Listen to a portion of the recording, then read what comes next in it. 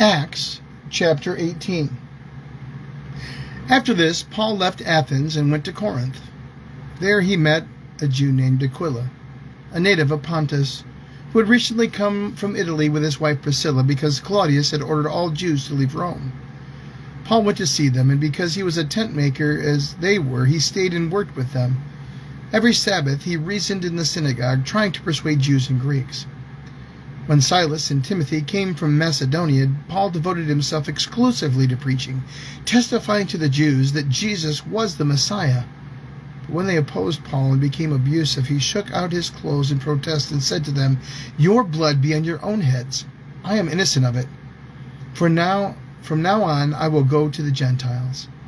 Then Paul left the synagogue and went next door to the house of Titus Justus, a worshiper of God. Crispus, the synagogue leader, and his entire household believed in the Lord, and many of the Corinthians who heard Paul believed and were baptized. One night the Lord spoke to Paul in a vision. "Do not be afraid.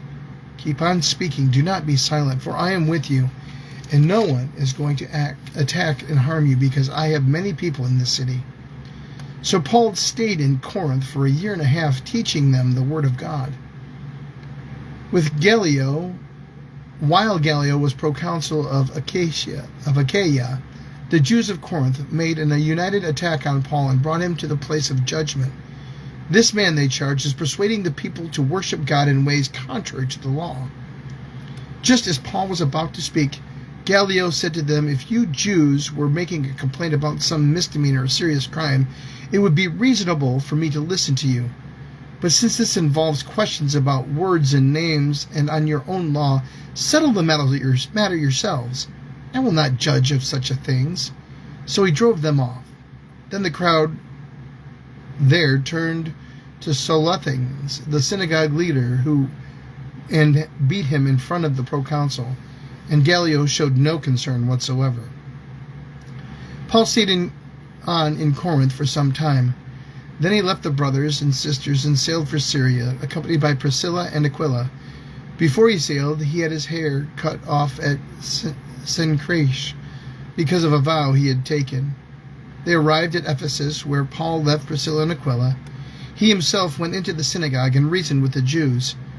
When they asked him to spend more time with them, he declined, but as he left, he promised, "I will come back if it's God's will."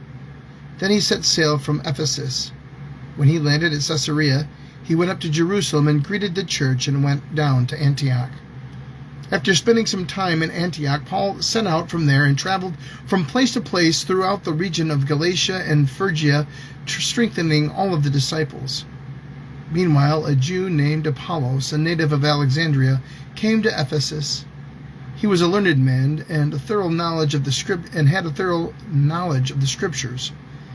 He had been instructed in the way of the Lord, and he spoke with great fervor and taught about Jesus accurately, though he knew only the baptism of John. He began to speak boldly in the synagogue. When Priscilla and Aquila heard him, they invited him to their home and explained to him the way of God more adequately. When Apollos wanted to go to Achaia, the brothers and sisters encouraged him and wrote to the disciples there to welcome him.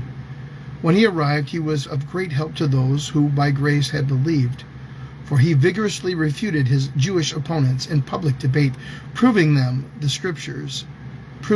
the Scriptures that Jesus was the Messiah. Acts chapter 18. The Word of God for the people of God.